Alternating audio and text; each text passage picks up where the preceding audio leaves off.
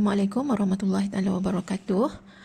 Hari ini cikgu akan mengajar satu tajuk yang baru dalam KSSM, iaitu set yang dimasukkan dalam bab indeks dan log, tambahan daripada yang sebelum ini. Okey, apa yang dimaksudkan dengan set? Set ialah penggunaan tanda punca kuasa. Punca kuasa, okey? Contoh dekat sini, punca kuasa A. Syaratnya ialah A mesti suatu nombor yang positif. Dan juga dia mestilah suatu nombor perpuluhan yang tidak berulang dan tidak terhingga. Okey. Jadi di sini, bila ada satu nombor yang dipunca kuasakan, jika kita tekan kalkulator, kita akan dapati hasilnya nombor perpuluhan yang tidak berulang. Juga panjang, maksudnya tidak terhingga. Jadi di sini cikgu ada beri dah siap-siap ada 4 contoh. Okey. Yang ini punca kuasa 5. Punca kuasa 5 ini bila kita tekan kalkulator, kita akan dapat 2.23606 dan ada banyak lagi nombor belakang dia, dan nombor perpuluhan ini nampaknya tidak berulang. Jadi yang ini adalah merupakan set. Seterusnya yang nombor 2, punca kuasa 16. Punca kuasa 16 ialah 4. Jadi dia jelas terus dapat suatu integer positif. Jadi ini bukan set. Sebab syarat untuk set ialah mesti dapat nombor perpuluhan tak berulang dan tak terhingga.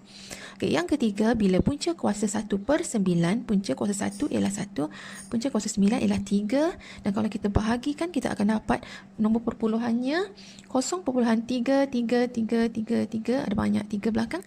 Ini adalah merupakan nombor perpuluhan yang berulang. Bila dia nombor perpuluhan yang berulang, dia adalah bukan set. Sama kes macam ni tadi.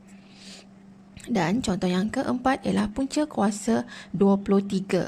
Punca kuasa 23 adalah sama dengan 4.7958 dan dot ada banyak lagi belakangnya. Ia adalah nombor perpuluhan dan dia nombor perpuluhan yang tidak berulang. Jadi ini punca kuasa 23 adalah merupakan set. Okey. Jadi tadi kita dah lihat ada set dan ada bukan set.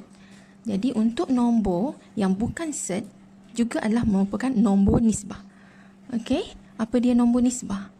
Okey, contohnya dekat sini ialah nombor nombor integer. Nombor integer. Okey, itu bukan set. Nombor pecahan. Okey, dan juga nombor perpuluhan. Pada nombor integer, contohnya ialah nombor 3. Okey, contohnya ialah nombor 3.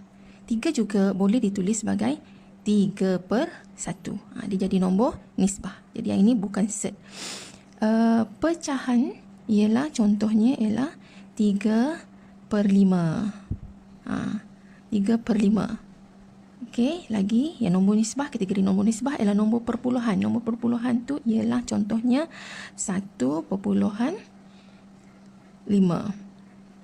Ataupun dia akan jadi, kalau dalam bentuk pecahannya, dia akan jadi 3/2. Ini ialah nombor nisbah. Nombor bukan nisbah, set ialah satu nombor bukan nisbah. Nombor bukan nisbah ialah bila mana kita tak boleh ditulis dalam bentuk pecahan. Tak boleh tulis. Kita tak dapat nak tulis dia dalam bentuk pecahan. A/B, tak boleh. Contohnya tadi macam ini. Punca kuasa 23. Punca kuasa 23 kita tak boleh tulis dia dalam bentuk pecahan. Dia masih kena tulis dia dalam bentuk perpuluhan macam ni. Dan dia nombor puluhan yang tidak berulang. Okay, kalau dia nombor nisbah, contohnya macam ini, pecahan, kita boleh tulis dalam bentuk pecahan, dan juga kita boleh tulis dalam bentuk nombor perpuluhan, tetapi nombor perpuluhan yang berulang. Jadi itu kategori yang nombor nisbah dan nombor bukan nisbah. Jadi nombor bukan nisbah, kita tak boleh nak tulis, tak dapat nak tulis dia dalam bentuk pecahan. Okey. Sekarang saya teruskan bagaimana nak menukar Okey, bagaimana kita nak menukar dari suatu nombor perpuluhan yang berulang kepada bentuk pecahan. Contoh yang ini tadi. Nombor perpuluhan yang berulang. Ni 0.333 yang ni ya, 0.333. Bagaimana kita nak tukar dia menjadi bentuk pecahan? Okey, contoh saya dah ada bagi dua contoh di sini. 0.212121 ada dot kat belakang, maksudnya berulang benda yang sama. Okey. Contoh dekat sini yang nombor 2, 4.351 351 351. Kalau diteruskan dia akan ulang 351. Okey. Jadi untuk selesaikan yang ini, kita guna kaedah katakan. Okey. Kita anggap yang ini sebagai suatu nombor, suatu huruf. Katakan. Okey, katakan yang ini sebagai n. N sama dengan 0.212121. Ada lagi kat belakang. Okey, dah katakan dia sebagai n. Bagaimana kita nak selesaikannya? Ialah kita kena tengok dekat sini. Okey, yang berulang ini ialah 212121. Jadi kita kalau gerakkan kosong ini, perpuluhan ini 1 2. Okey. Jadi bermaksud kalau gerakkannya 2 kali, bermaksud kita kena darabkannya dengan 100. Darab dengan 100 di kiri dan di kanan. Maksudnya semua sekali kita darab dengan 100. Okey, jadi kita akan dapat di sini 100n. Sama dengan, bila ini kita darabkan dengan 100, kita akan dapat 21.2121. Okey. Jadi ini kita anggap dia yang sebelum kita darabkan 100 ini, kita anggapkan dia sebagai persamaan 1, yang ini sebagai persamaan yang kedua. Jadi langkah yang seterusnya ialah persamaan 2 tolak dengan persamaan 1. 2 tolak 1. Jadi 100n tolak dengan n, kita akan dapat 99n. Sama dengan yang ini tolak dengan yang atas ini, kita akan dapat 21. Yang belakang ni nanti dia akan hilang lah. Sebab kita akan tolak 21 tolak 0, 21. Maka n adalah sama dengan 21 per 99. Okey. Kemudian kita test dengan kalkulator. 21 bahagi dengan 99, kita akan dapat nombornya ialah 0.212121 dan semuanya 21 belakang dia. Okey, jadi itulah dia nilai 0.212121 dalam bentuk pecahan. Okey, soalan yang kedua, yang ini berbeza dengan soalan yang pertama. Dekat sini kosong di hadapan, yang ini ada 4 di hadapan. Bagaimana kita nak selesaikannya? Okey, mula-mula kita kena buang dulu tanda 4 ini. Yang akhir sekali nanti baru kita ambil semula tanda 4 tersebut. Jadi kita kena anggapkan, kena katakan bahawa n-nya adalah sama dengan 0.351. Okey, 4 tu biarkan last sekali baru kita ambil. Okey, kemudian kita tengok dekat sini ya. Yang ini tadi kita darab dengan 100 sebab gerakannya 1 2. Ada 2 kosong kan? 1 2. Okey, yang ini kita kena gerakkan berapa? 1 2 3. Jadi bila gerakannya 3, bermaksud kita kena darabkan dia dekat sini dengan yang ada 3 kosong. Maksudnya 1000 lah. Jadi kita akan dapat di sini ialah 1000n sama dengan, ini bila darab dengan 1000 dia akan jadi 351.351 dot. Okey.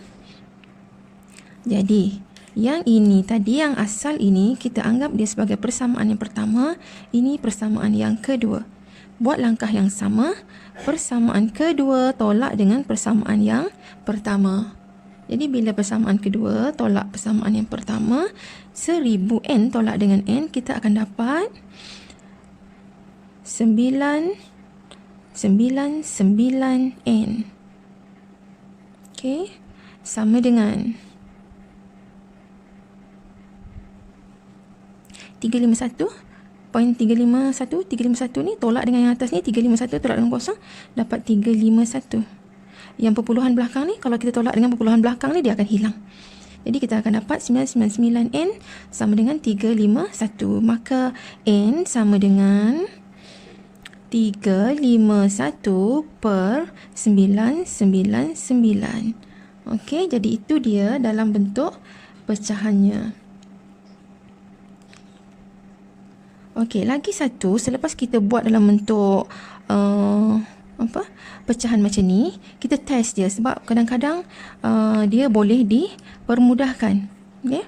Permudahkan. Jadi tengok dekat sini, kita test 21 bahagi dengan 99. Kita dapat nombor perpuluhan tadi. Kemudian kita tekan shift, tekan nombor yang pecahan ni.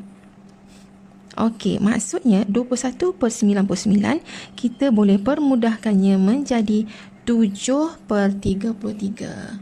Okey, jadi di sini kita kena tulis jawapan dalam bentuk yang dipermudahkan. 7 per 33. Okey, test pula yang ini. Yang ini. 351 bahagi dengan 999. Okey, tekan shift, tekan pecahan ni. Silap. Sama dengan dulu. Lepas tu baru tekan shift, tekan pecahan. Jadi kita dapat N-nya ialah 13 per 37. Jadi, jawapan yang akhir kita mesti beri dalam bentuk yang termudah, yang terringkas.